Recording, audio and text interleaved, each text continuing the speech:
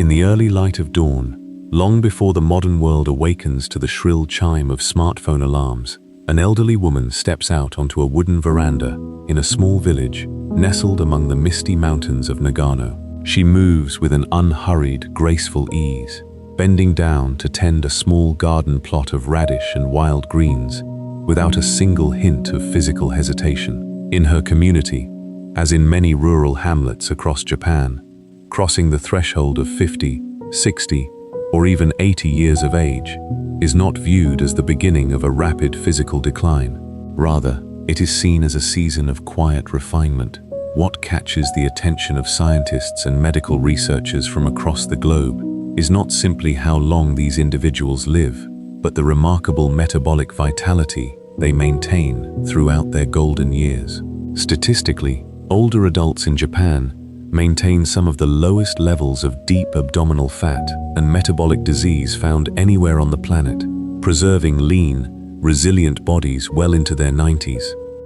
In stark contrast, modern Western societies tend to view expanding waistlines after 50 as an inevitable biological tax paid to the passage of time. Millions of people find themselves locked in an agonizing, highly frustrating battle against deep belly fat.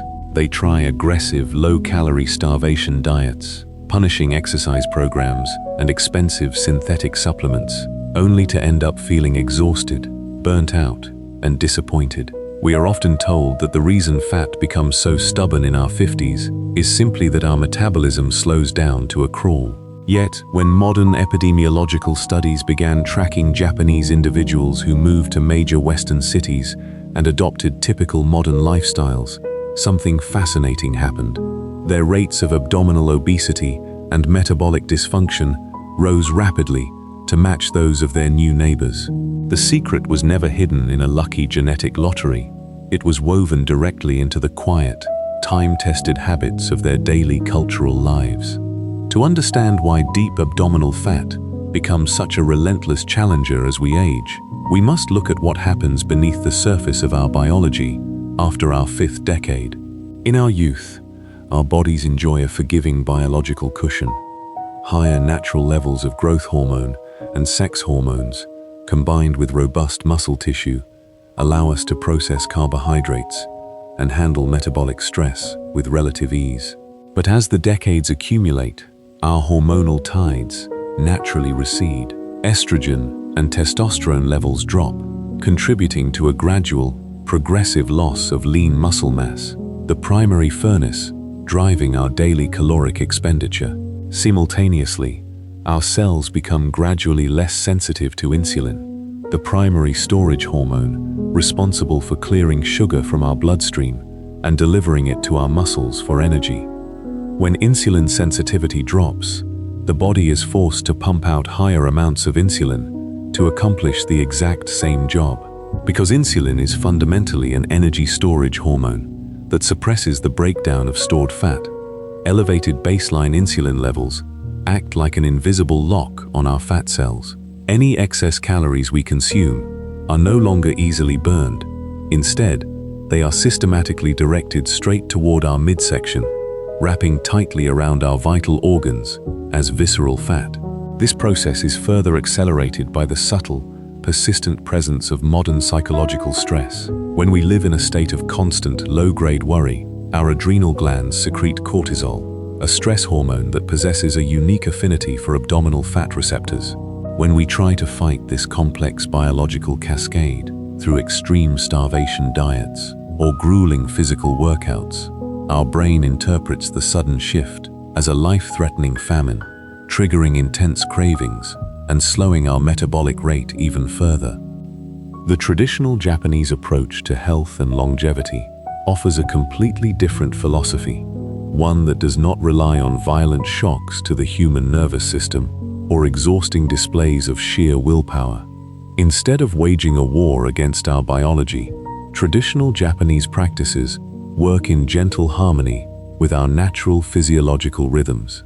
By introducing simple, highly effective daily habits that lower systemic inflammation, restore cellular insulin sensitivity, and calm the nervous system, the body naturally returns to its metabolic equilibrium, allowing stubborn abdominal fat to dissolve quietly as a byproduct of renewed health.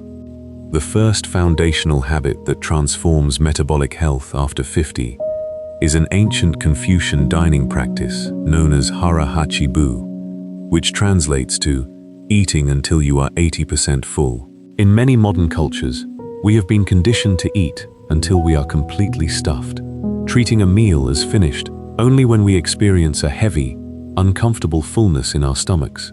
We clean our plates regardless of our true physiological hunger, often distracted by televisions, smartphones, or fast-paced schedules that keep us disconnected from our body's subtle internal signals. When we eat to absolute capacity, particularly after the age of 50, we subject our digestive system to a massive metabolic overload.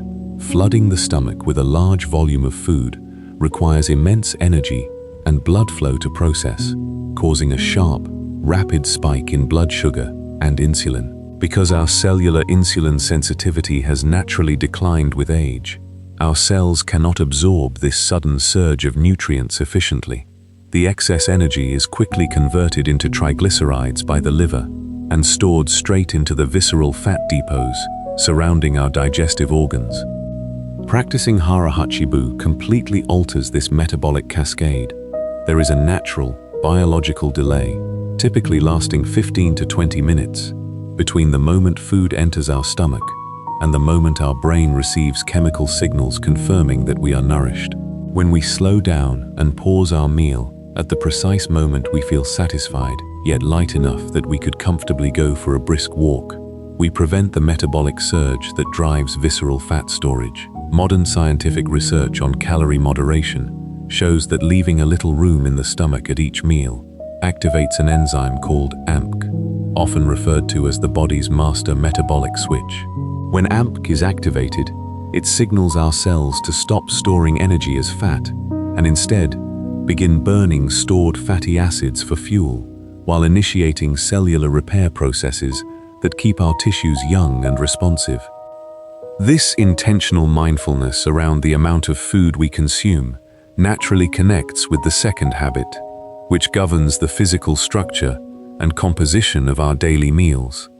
The culinary arrangement known as Ichi-ju San-sai, or one soup and three dishes. In contemporary Western dining, meals are frequently dominated by a single, massive portion of dense, highly processed carbohydrates, a large plate of white pasta, a thick sandwich, or a heavy portion of fried food. These dense meals provide very little physical volume relative to their high caloric content, leading us to consume excess calories long before our stomach wall stretches enough to signal fullness to the brain. The traditional arrangement of Ichi-ju San-sai offers a harmonious balance of nutrients designed by centuries of cultural wisdom. A typical meal includes a small bowl of nutrient-dense soup, most commonly a fermented miso broth enriched with sea vegetables, accompanied by a modest portion of high-quality protein, such as wild fish, fresh eggs, or tofu, and two side dishes rich in fiber-dense vegetables, root crops, or wild mushrooms. A small portion of steamed whole grain, such as rice mixed with barley or millet, serves as a quiet supporting element rather than the main feature of the meal. When we examine Ichi-ju San-sai through the lens of modern nutritional science, its influence on abdominal fat becomes undeniable. Beginning a meal with a warm liquid broth gently expands the stomach lining, triggering the release of natural fullness hormones before we even begin eating solid food. Furthermore, fermented miso delivers a steady supply of beneficial probiotics that support a healthy, diverse gut microbiome. Recent microbiological studies have discovered a direct link between gut health and visceral fat. A thriving microbiome produces short-chain fatty acids that improve insulin sensitivity throughout the entire body and calm systemic inflammation. The high fiber content found in the sea vegetables, mushrooms, and seasonal plants acts as a natural brake on digestion, ensuring that carbohydrates enter the bloodstream in a slow, steady stream rather than a dramatic spike, thereby keeping insulin levels low and stable. As we bring balance to our internal biochemical environment through structured, mindful eating, we can turn our attention to the physical movement required to keep our metabolic fire burning bright as we age. This brings us to the third daily habit, a morning cultural tradition practiced by millions of people across Japan, known as radio Taiso, or short, rhythmic movement routines. Every morning in public parks, quiet neighborhood streets, schoolyards, and office buildings, people of all generations gather as soft piano music streams through public speakers, guiding them through a 3 to 5 minute series of gentle, low-impact movements, arm circles, torso twists, and rhythmic breathing exercises. In our modern approach to exercise, we often fall into an all-or-nothing mindset, believing that unless we are dripping with sweat, pushing our hearts to the limit, or lifting heavy weights for an hour at a time, our effort is useless. But for an individual past 50, sudden, high-intensity workouts can sometimes cause more harm than good, triggering joint inflammation, elevated cortisol levels, and excessive fatigue that ultimately signals the body to hold on to deep abdominal fat. Radio Taiso operates on a far more sustainable, restorative principle. It is not designed to burn hundreds of calories in a single exhausting session, but rather to act as a gentle, continuous signal to our nervous system and muscles, moving our joints through their natural range of motion first thing in the morning, stimulates the release of fluid that lubricates our joints and reduces morning stiffness. More importantly, these gentle, rhythmic muscle contractions act as mechanical pumps that encourage our muscle cells to absorb sugar directly from our bloodstream, completely independent of insulin. When a muscle contracts, even during simple, gentle swaying or stretching, it brings specialized glucose transporters straight to the surface of the cell, pulling sugar out of the blood to be burned for fuel. By adopting brief, light movement breaks throughout the day, we keep these cellular transporters active, turning our muscles into continuous metabolic sinks that keep our blood sugar balanced and our waistlines lean. Complementing this gentle daily movement is a fourth habit that focuses on the liquid nourishment we provide our bodies throughout the day. The conscious, regular drinking of ocha, or traditional unsweetened green tea. In modern life, beverages have become a major hidden source of excess calories, artificial sweeteners, and metabolic disruption. Millions of adults regularly consume sweetened coffee drinks, commercial fruit juices, and sugary sodas that flood the liver with rapid doses of refined sugars, directly accelerating the development of fatty liver disease and the accumulation of deep visceral fat. In Japan, green tea is far more than a simple beverage. It is a quiet, daily companion that accompanies nearly every meal and moment of rest. Varieties such as sencha, gyokuro, and genmaicha are rich in a unique group of natural plant antioxidants known as catechins, particularly epigallocatechin gallate, or EGG. When enjoyed regularly, EGG exerts a direct, measurable influence on our metabolic rate and fat oxidation pathways by inhibiting an enzyme that breaks down norepinephrine, a key hormone that signals our fat cells to break down stored fatty acids and release them into the bloodstream to be burned for energy. By supporting higher levels of circulating norepinephrine, green tea gently elevates our resting metabolic rate without overstimulating the heart. Furthermore, green tea contains a rare amino acid called L-theanine, which possesses the unique ability to cross the blood-brain barrier and encourage the production of alpha brainwaves, the neural state associated with calm, relaxed focus. When L-theanine combines with the modest, naturally occurring caffeine in green tea, it delivers a sustained boost in mental energy without triggering the sharp stress response, heart palpitations, or cortisol spikes associated with high-dose commercial coffees. For anyone over 50, this calm, steady state helps prevent stress-driven emotional eating while keeping the body in an optimal, fat-burning state throughout the day.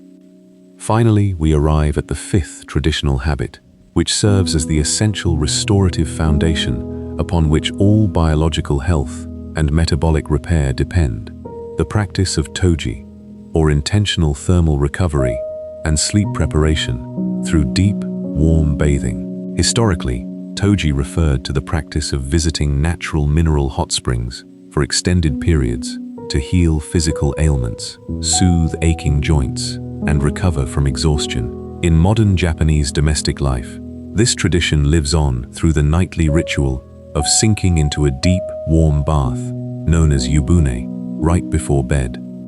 In our fast-paced modern world, we often treat our evenings with neglect, staying up late in front of brightly lit television screens, computers, and smartphones that expose our eyes to harsh blue light late into the night. This artificial light suppresses our pineal gland's natural production of melatonin, the essential hormone that guides our brain into deep, restorative sleep. When our sleep becomes short, broken, or shallow, our metabolic health disintegrates quickly. Clinical research shows that even a single night of poor sleep causes a noticeable drop in insulin sensitivity the following day, while increasing levels of ghrelin, the hormone that triggers intense hunger and cravings for sugary, calorie-dense foods. Over time, poor sleep quality becomes one of the strongest drivers of stubborn abdominal fat accumulation after 50.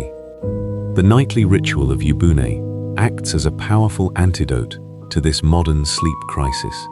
Immersing the body in warm water for 15 to 20 minutes induces a gentle expansion of peripheral blood vessels, bringing warm blood out toward the hands and feet. When we step out of the bath into the cooler bedroom air, this surface heat rapidly dissipates, causing a swift drop in our core body temperature.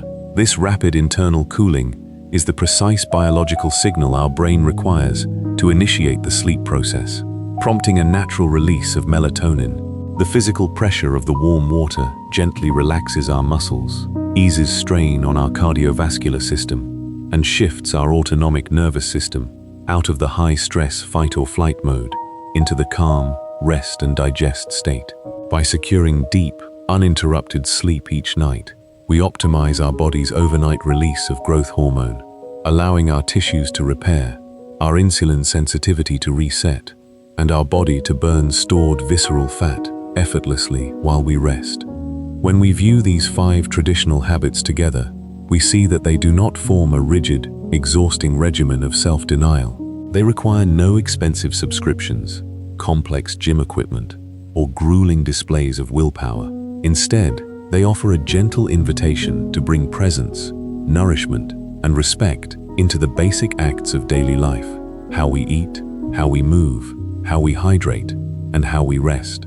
They remind us that true vitality and a lean, healthy body after 50 are not created through sudden, aggressive battles against ourselves, but through the quiet, cumulative power of simple micro-habits that align our internal biology with the natural rhythms of life. As you reflect on your own daily routines, consider choosing just one of these quiet practices to introduce into your life. Whether it is leaving a little room in your stomach at dinner, enjoying a warm cup of green tea in the quiet afternoon, or taking a peaceful warm bath before bed. Which of these traditional practices feels most meaningful to you right now? Share your thoughts and experiences in the comments below, and let us support one another as we walk this path toward lasting health, balance, and quiet vitality together.